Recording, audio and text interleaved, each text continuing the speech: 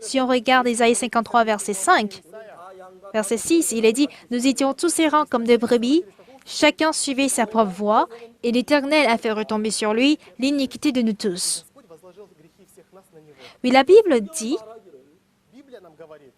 que l'Éternel Dieu a fait retomber sur lui l'iniquité de nous tous. Lors de la retraite d'hiver, quelqu'un a amené ses parents dans notre église et ses parents fréquentaient une autre église. Et j'ai pu discuter avec cette femme, ses parents. Et j'ai dit, « Madame, est-ce que vous avez le péché ?»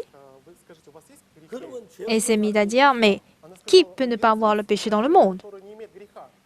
Alors toi, tu n'as pas de péché ?» J'ai lu Ésaïe chapitre 53, verset 6. « Nous étions tous errants comme des brebis, chacun suivait sa propre voie, et l'Éternel a fait retomber sur lui l'iniquité de nous tous. » J'ai lu ce passage. Oui, avez-vous de péché? Non, et toi, tu n'as pas de péché? Moi, je l'ai. Je lui ai dit, pourquoi ne croyez-vous pas à la Bible? Pourquoi je ne crois pas en la Bible? C'est vous qui ne croyez pas à la Bible. Je lui ai recommandé de lire encore Isaïe 53, verset 6. Nous étions tous errants comme des brebis, chacun suivait sa propre voie, et l'Éternel a fait retomber sur lui l'iniquité de nous tous. Voilà ce que la Bible dit. Si nos péchés ont été retombés sur Jésus-Christ, alors nous n'avons pas de raison de dire que nous avons le péché.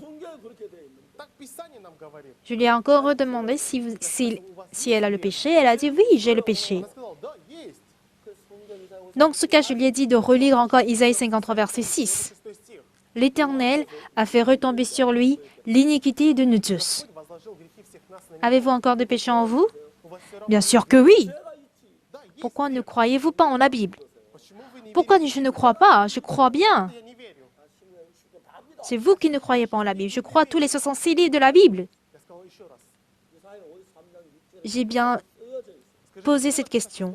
Qu'est-ce qu'il est écrit dans Ésaïe 53, verset 6? Elle a dit « Oh !» Elle était muette. « Avez-vous le péché ?» Elle était incapable de me répondre. Ah, la Bible dit que nous n'avons pas de péché, que nos péchés ont été retombés sur Jésus-Christ. Dans ce cas, avez-vous le péché? Mais non. C'est là qu'elle a compris que tous mes péchés ont été retombés sur Jésus-Christ. Jean chapitre 1, verset 29 dit, Jean, voyant Jésus s'approcher à lui, il dit, « Voici l'agneau de Dieu qui ôte le péché du monde. » Jean a clairement dit, en voyant Jésus, « Voici l'agneau de Dieu qui ôte le péché du monde. »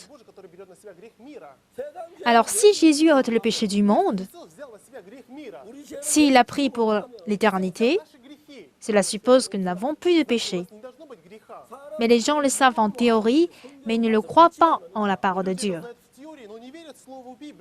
Et ils demeurent toujours dans le péché, sans pouvoir être affranchis de ces péchés. Et ces gens sont très nombreux. Alors, Jésus est clairement venu dans ce monde et qu'il a pris nos péchés. Donc, si l'Éternel a fait retomber sur lui l'iniquité de nous tous, nos péchés ont été déjà transmis à Jésus.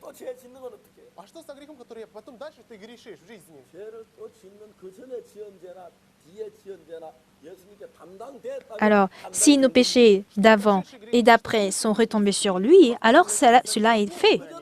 Mais nous commettons encore des péchés.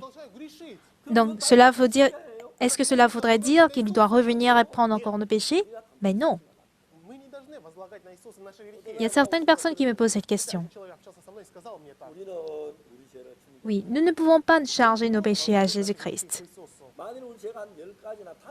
Peut-être qu'il pourrait prendre 5 ou 10 de mes péchés, mais nos péchés dépasseront certainement des millions.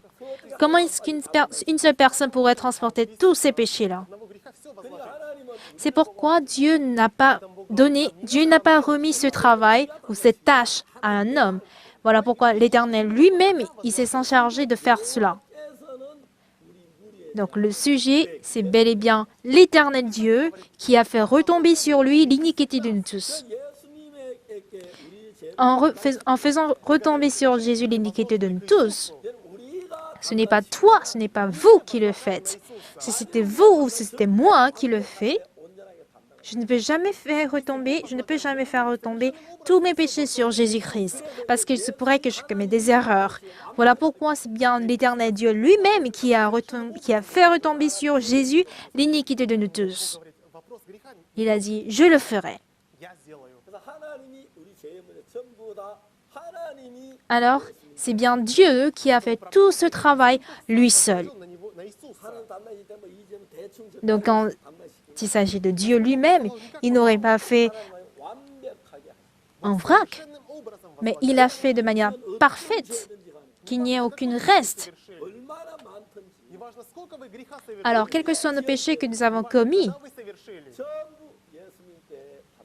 tous ces péchés, peu importe le temps que nous avons commis ce péché, ont été retombés sur Jésus-Christ. Voilà pourquoi Jean dit, « Voici l'agneau de Dieu qui ôte le péché du monde. » Alors, tous nos péchés ont été transmis à Jésus-Christ. Alors, si nos péchés ont été transmis à Jésus-Christ, alors nous n'avons plus de raison de dire que nous avons le péché. Si nous avons fait retomber sur lui nous-mêmes et que nous laissons le péché, à quoi ça sert de faire retomber sur Jésus-Christ nos péchés? Voilà pourquoi l'Éternel Dieu lui-même, il s'est chargé de faire retomber sur Jésus l'iniquité de nous tous. Alors, à la croix, Ésaïe 53, verset 5, qu'est-ce qui s'est passé? Qu'est-ce qu'il est écrit? Mais il était blessé pour nos péchés, brisé pour nos iniquités.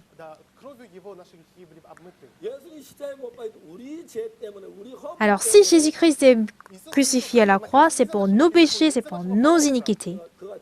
Le châtiment qui nous donne la paix est tombé sur lui. Et c'est par ses meurtrissures que nous sommes guéris. Nous étions tous errants comme des brebis. Chacun suivait sa propre voie et l'Éternel a fait retomber sur lui l'iniquité de nous tous. Alors nos péchés ont été lavés, ont été transmis à Jésus-Christ clairement et parfaitement.